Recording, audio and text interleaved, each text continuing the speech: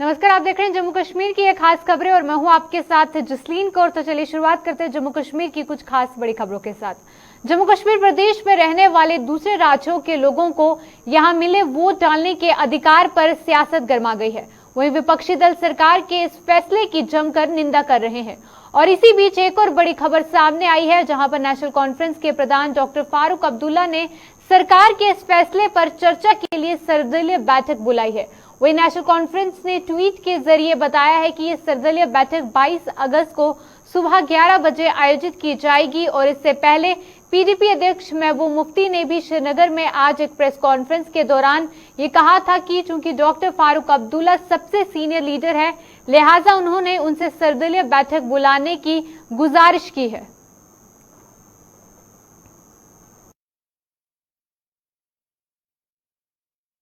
ताकि जिनके साथ हमारे इख्तिलाफात भी हैं, जिनके साथ हमारे डिफरेंसेस हैं, क्योंकि इस वक्त ये जम्मू कश्मीर के लोगों के वजूद की बात है, सर्वाइवल की बात है।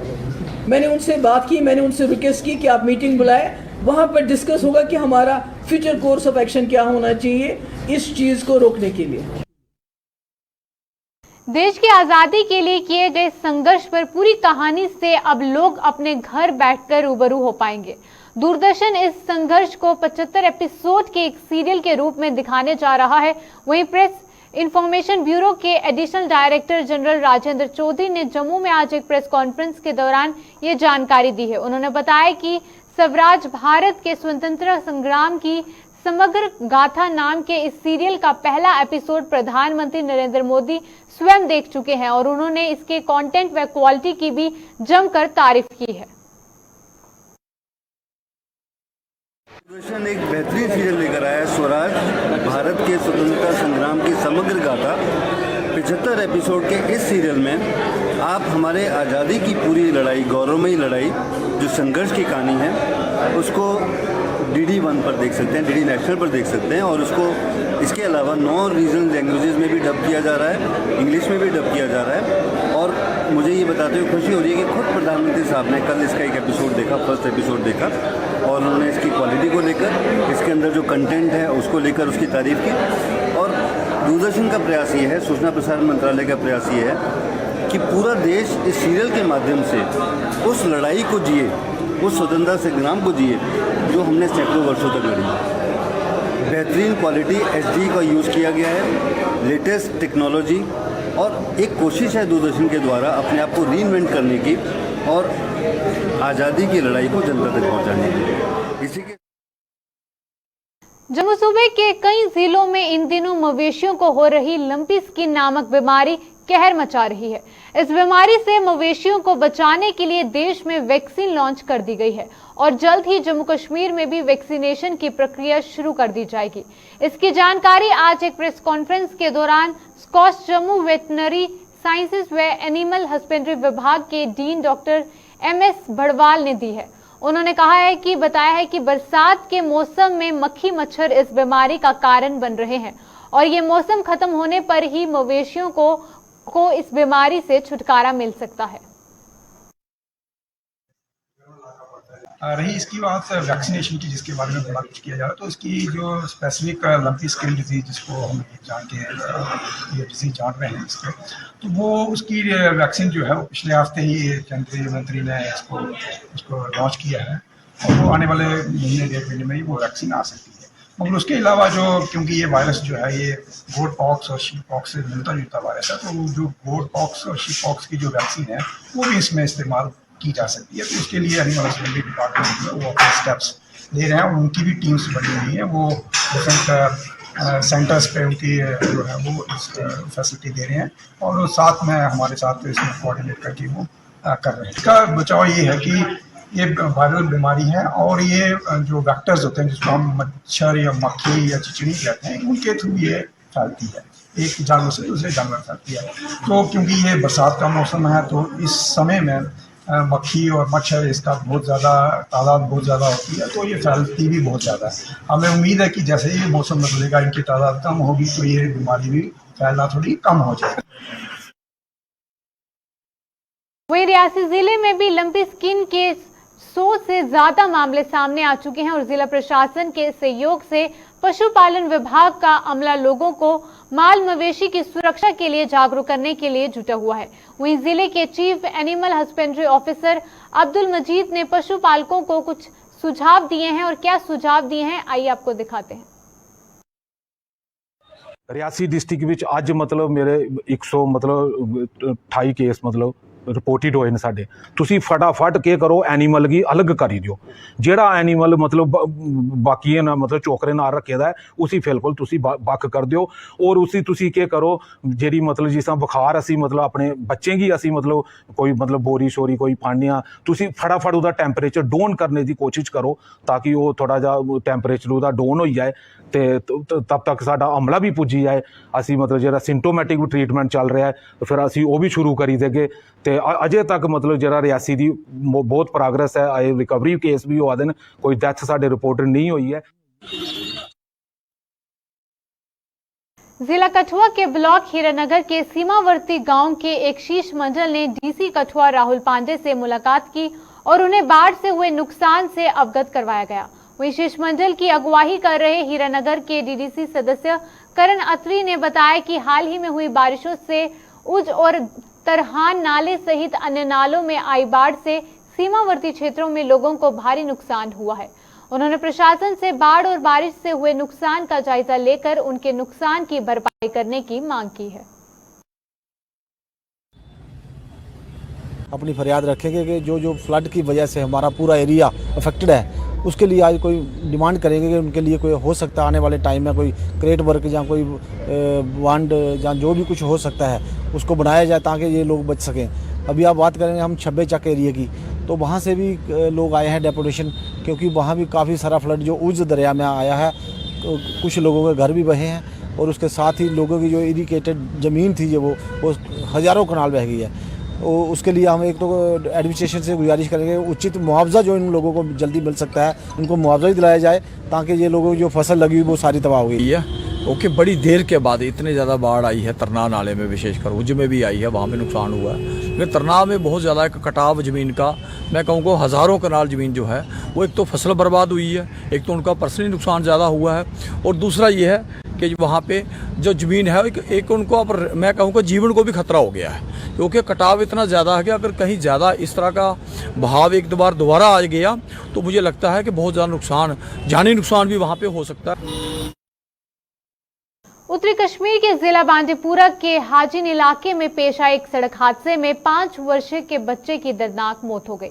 मृतक की पहचान हारिस अहमद हुरा पुत्र कुश्ताक अहमद निवासी परे मोहल्ला के रूप में की गई है। वहीं पुलिस ने मामला दर्ज कर हादसे की तहकीकात शुरू कर दी है।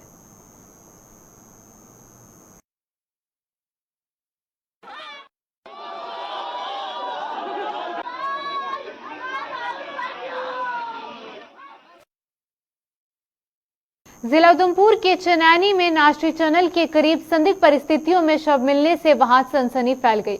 इसकी सूचना मिलते ही पुलिस ने मौके पर पहुंचकर शव का पंचनामा कर उसे पोस्टमार्टम के लिए अस्पताल पहुंचाया गया है।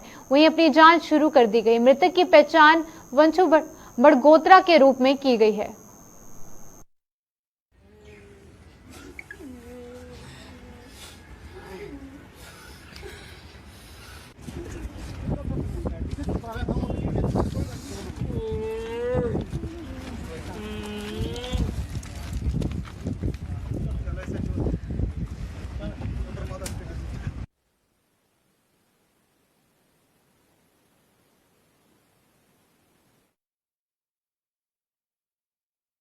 जम्मू कश्मीर के सभी सरकारी विभागों में तैनात डेलीवेटरों ने आज संयुक्त रूप से जम्मू में प्रदर्शन कर सरकार पर उनके साथ धोखा करने का आरोप लगाया है।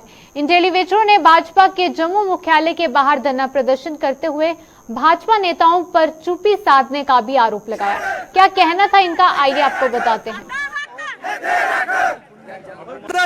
हम 2 साल के बाद इस बीजेपी दफ्तर के बाहर आए हुए हैं और बीजेपी वालों से हम पूछना चाहते हैं ये जो जम्मू कश्मीर के 61,000 डेलीवेटर है इसको जम्मू कश्मीर के अंदर 20-20, 25-25 साल हो चुके हैं, अलग अलग डिपार्टमेंट रुके हैं। जैसे आपने खुद देखा, हमारे माताएं, हमारे बहनें, जो इस सरकार का नाम है, नारा है बेटी बचाओ बेटी पढ़ाओ, सबका साथ सबका विकास। हम रविंदर राणा से बीजेपी कार्यालय दफ्तर के बाहर आकर पूछना चाहते हैं, अरे सबका साथ सबका विकास, बेटी बचाओ बेटी पढ़ाओ, कैसी बेटियां पढ़ेंगी? इन्होंने 61,000 परिवारों के साथ जम्मू कश्मीर के अंदर एक घोड़ बंगाली खेल खेला हुआ है। और आज हम इनको पूछना चाहते हैं, कब तक ये इन दफ्तरों के अंदर यहाँ पर बैठेंगे और ये छुप रहे हैं? इनको आज हम पूछना चाहते हैं, जम्मू कश्मीर के अंदर 61,000 परिवार जो है दर बदर की ठोकरें खा रहे हैं और इनके ऊपर लाठीचार्ज करवा रहे हैं।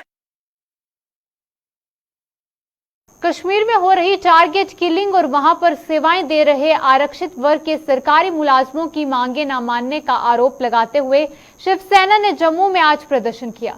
शिवसैनिकों ने आरोप लगाया कि सरकार के आह्वान पर जम्मू और कश्मीर सूबे के लोगों ने केंद्र सरकार के आह्वान पर हर घर तिरंगा अभियान को बुलंदियों पर पहुंचाया, लेकिन इसके बावजूद भी सरकार कश्मीर में अपना बहाली के लिए कोई कदम नहीं उठा रही है। कश्मीर में हिंदुओं को मोदी सरकार पिछले 3 महीने से ज्यादा का समय हो चुका है। प्रधानमंत्री रोजगार योजना के तहत कश्मीरी हिंदू जो कश्मीर में कार्यरत थे, वह लोग जो जम्मू मूल निवासी जो आरक्षण श्रेणी के वहां पर कार्यरत थे, वह लगातार यहां पर आंदोलन कर रहे हैं, मगर सरकार उनकी आंदोलनों को नजरअंदाज कर रही है, उनकी सुध नहीं ले रही। हम प्रधानमंत्री जी से पूछना चाहते हैं कि जम्मू कश्मीर संभाग के दोनों खितों ने प्रधानमंत्री के आह्वान पर हर घर तिरंगे को जो है बुलंदियों पर पहुंचाया, उसको कामयाब बनाया। अब जम्मू कश्मीर की आवाम पूछती है कि कब होगा कश्मीर के अंदर लक्षित हत्याओं पर कब पूर्ण विराम लगेगा, कब कश्मीर के अंदर अमन बहाली होगी, कब जम्मू कश्मीर के युवाओं को रोजगार मिलेगा, कब जम्मू कश्मीर को राज्य का दर्जा बहाल होगा, कब यहाँ पर लोकतांत्रिक प्रक्रिया बहाल होगी और कब हिंदुओं का कत्लेआम कश्मीर के अंदर बंद होगा। ये केंद्र सरकार हमें इसका जवाब दे। कश्मीर में श्री कृष्ण जन्माष्टमी के त्योहार को अब मात्र कुछ ही घंटे शेष रहते हैं और जम्मू के मंदिरों के आबा देखते ही बन रही है। शहर व इसके आसपास के इलाकों में स्थित मंदिरों में इस त्योहार को हर्षोल्लास के साथ मनाने के लिए सभी तैयारियां पूरी कर ली गई हैं। वही मंदिरों को खूबसूरत ढंग से सजाया गया है, जिनमें कि कल यानी कि 19 अगस्त को भारी संख्या में श्रद्धालु श्री कृष्ण की पूजा अर्चना कर धर्म के प्रति अपनी आस्था का परिचय देंगे।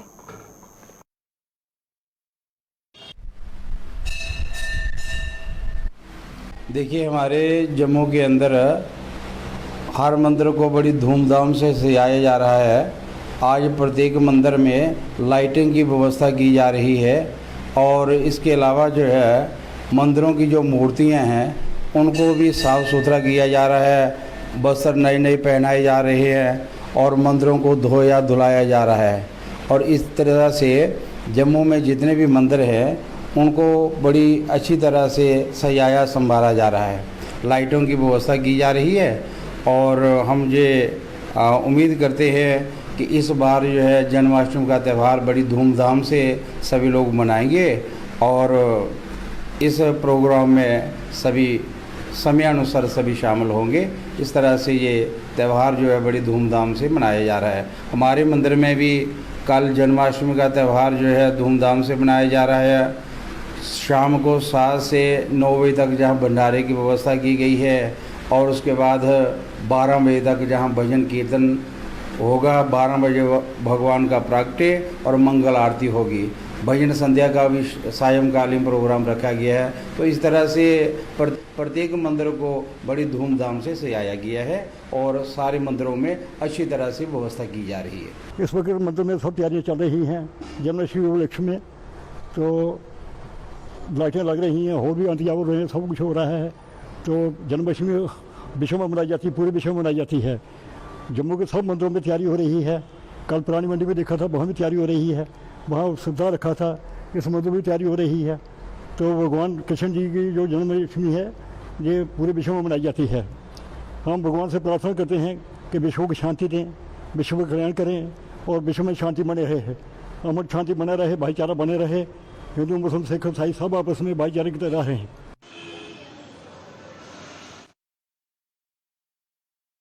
श्री कृष्ण जन्माष्टमी के उपलक्ष्य पर जम्मू कश्मीर पर्यटन विभाग द्वारा जम्मू में काउंट फेस्टिवल का आयोजन किया गया है और जिसका उद्घाटन डायरेक्टर टूरिज्म जम्मू विवेकानंद राय और जॉइंट डायरेक्टर इंफॉर्मेशन ने किया है। और जम्मू के हरि सिंह पार्क में आयोजित पतंगबाजी के इस उत्सव में बड़ी संख्या में युवाओं ने भाग लेते हुए एक दूसरे के साथ पैच लड़ाए। और डायरेक्टर टूरिज्म जम्मू विवेकानंद ने बताया कि जन्माष्टमी के अवसर पर जम्मू के लोग सदियों से पतंगबाजी की परंपरा निभाते आए हैं और इस परंपरा को कायम रखने के उद्देश्य से पर्यटन विभाग द्वारा पिछले साल से काइट फेस्टिवल का आयोजन शुरू किया गया था।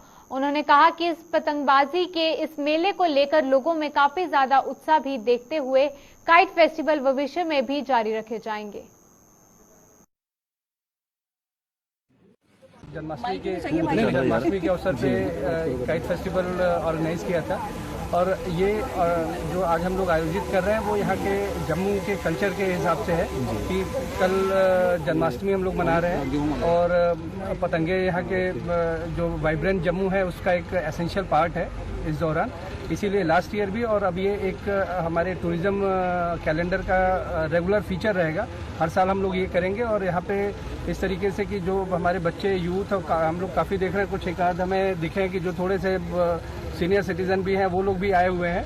तो जन्माष्टमी की, रक्षाबंधन की और इंडिपेंडेंस डे की पूरे जम्मू प्रोविंस को बहुत ढेर सारी शुभकामनाएं।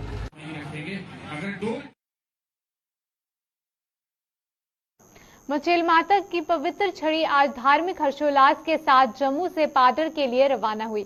ये यात्रा 25 जुलाई से शुरू हो चुकी है और जो कि सुचारू रूप से चल रही है और प्रशासन इसमें पूरा सहयोग भी दे रहा है। जम्मू के जैन बाजार से इस छड़ी को आज डिविजनल कमिश्नर रमेश कुमार ने अपनी शुभकामनाओं के साथ आगे की यात्रा के लिए रवाना किया है।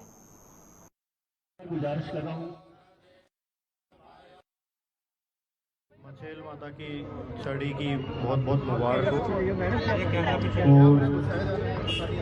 मचेल माता की यात्रा जो 25 जुलाई से प्रारंभ हुई है वो यात्रा पूर्ण सुचारू रूप से चल रही है। वहाँ पर पूर्णतया प्रबंध किए गए, जितने भी यात्री आ रहे हैं उनके अच्छे ढंग से किए गए। यहाँ से जो परंपरा रही है तो छड़ी मुबारक यहाँ से निकलती है, आज निकल रही है यहाँ से। तो एक तो सभी ऑर्गेनाइज़र का मैं बहुत बहुत धन्यवाद करूंगा कि उन्होंने इस परंपरा को कायम रखा और बड़े ही परंपरागत तरीके से यहाँ से छड़ी को रवाना की जा रही है। और वहाँ पर रास्ते में और किश्तवाड़ में सब जगह पूर्णतः प्रबंध किए गए हैं और मैं आप सभी से ये निवेदन करूँगा कि ज़्यादा से ज़्यादा लोग इस छड़ी में जाएं और वहाँ पर माता का आशीर्वाद लें। जय माता दी। Thank you. टेरर फंडिंग मामले में एनआईए ने आज एक बार फिर जम्मू संभाग के विभिन्न जिलों में एक साथ बड़े स्तर पर छापेमारी की है। टेरर फंडिंग के साथ साथ ड्रोन के जरिए अंतर्राष्ट्रीय सीमा व नियंत्रण रेखा पर गिराए जाने वाले हथियारों व नशीले पदार्थों की जांच कर रही एनआईए टीम ने आज जम्मू के साथ साथ सांबा, कठुआ और डोडा में छापेमारी कर पुलिस व केंद्रीय अर्धसैनिक बलों के साथ इन जिलों में पहुंची, जहां पर एनआईए की टीम ने इस मामले से जुड़े लोगों के घरों व कार्यालयों में छापेमारी की है। वहीं एनआईए ने जम्मू के तालाब खटीका में फैजल मुनीर के घर पर भी तलाशी ली है, जिसे कि कुछ समय पूर्व भी जम्मू कश्मीर पुलिस ने पाकिस्तान से ड्रोन के जरिए हथियार व अन्य साजो सामान मंगवाने और जम्मू व डोडा में आतंकी नेटवर्क तैयार करने के अलावा बम विस्फोटक की घटनाओं में शामिल होने के आधार पर गिरफ्तार किया था। बताया जा रहा है कि ये छापेमारी मुनीर से पूछताछ के आधार पर की जा रही है और उसकी गिरफ्तारी के बाद पुलिस ने हीरानगर के हरिया चक से उसके सहयोगी को भी गिरफ्तार कर लिया था। वहीं एनआईए की एक अन्य टीम ने भी फैजल के सहयोगी के घर पर भी छापेमारी कर उधर सांबा व डोडा में भी मुनीर के नेटवर्क से जुड़े लोगों के घरों व कार्यालयों में एनआईए ने तलाशी ली है। वहीं जानकारी के अनुसार जांच के दौरान कई महत्वपूर्ण दस्तावेज भी बरामद किए गए हैं और जांच पूरी होने के बाद ही इस संबंध में विस्तृत जानकारी दी जाएगी।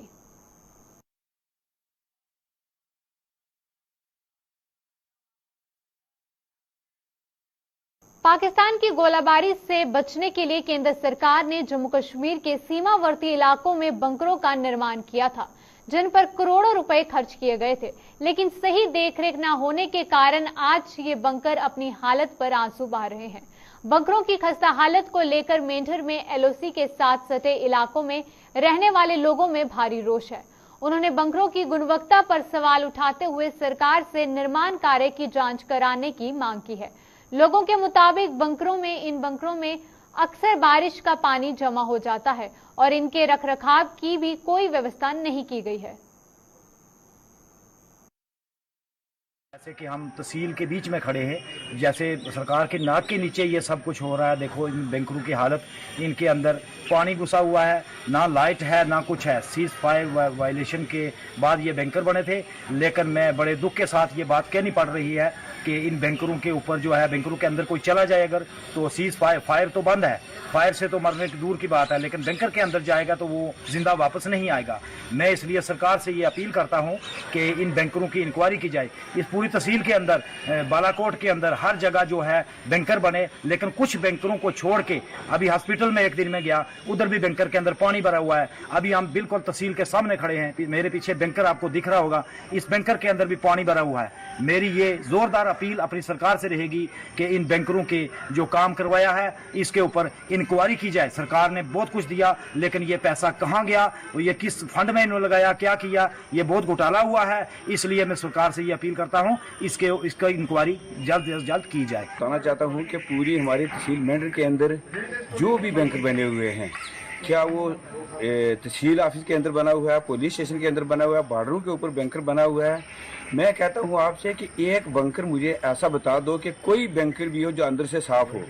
ये तहसील में जो बैंकर बना हुआ है, पुलिस स्टेशन में जो बैंकर बना है, देखो इसके अंदर जो लोगों का गंद होता है, कचरा होता है, वो इस बैंकर के अंदर डाला हुआ है और बैंकर पूरा पानी से भरा हुआ है। मैं कहता हूँ अगर सीज फायर वायलेशन के अंदर ये बैंकर बने, अगर आज की डेट में कोई फायरिंग हो तो बैंकर के अंदर जाए आदमी कोई, तो वो फायरिंग से नहीं मरेगा, लेकिन बैंकर के अंदर जाके वो आदमी मर जाएगा। तो मैं ये गवर्नमेंट से ये अपील करना चाहता हूँ, प्रार्थना करना चाहता हूँ कि इनकी इन्वेस्टिगेशन करो कि ये बैंकर तो बन गए हैं, लेकिन इनमें जो इस बैंकर को इम्प्लीमेंट नहीं किया हुआ है। अंदर से देखो इसकी कंडीशन कि पानी से भरे हुए, गंद से भरे हुए सारे बैंकर, तो ये बैंकर बनाने का क्या फायदा।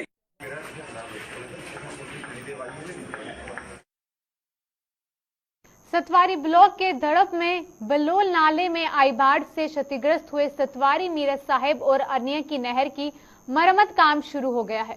सिंचाई विभाग द्वारा शुरू किए गए मरम्मत के बाद किसानों ने राहत की सांस ली है और सिंचाई विभाग के साथ साथ हमारे चैनल का भी आभार जताया है। इसके साथ ही किसानों ने सिंचाई विभाग से 15 दिनों के भीतर ही नहर के मरम्मत कार्य को पूरा करने की अपील की है। किसानों के मुताबिक अगर सिंचाई विभाग ने 15 दिनों के भीतर ही इस कार्य को पूरा नहीं किया तो उनकी करोड़ों रुपए की धान की फसल बर्बाद हो जाएगी।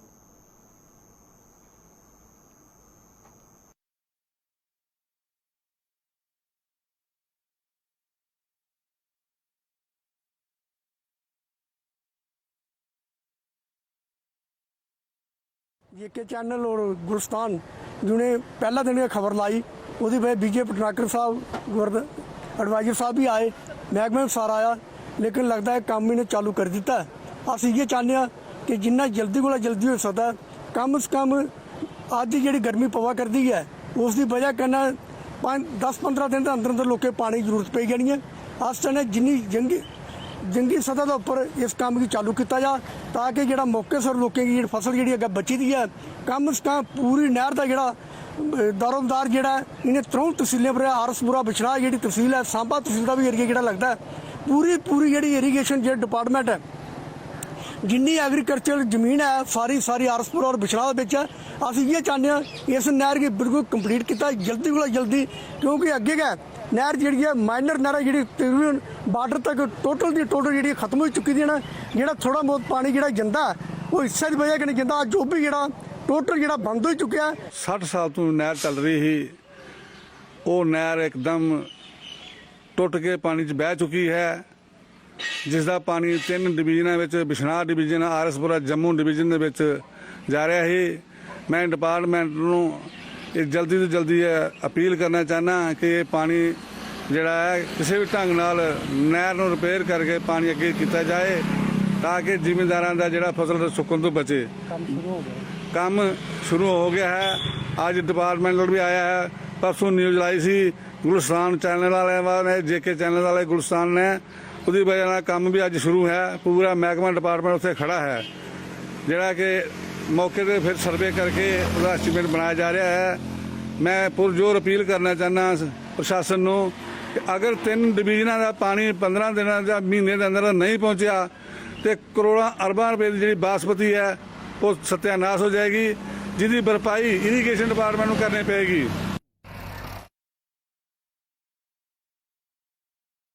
जम्मू कश्मीर के अभी के बुलेटिन में बस इतना ही। दीजिए इजाजत, नमस्कार।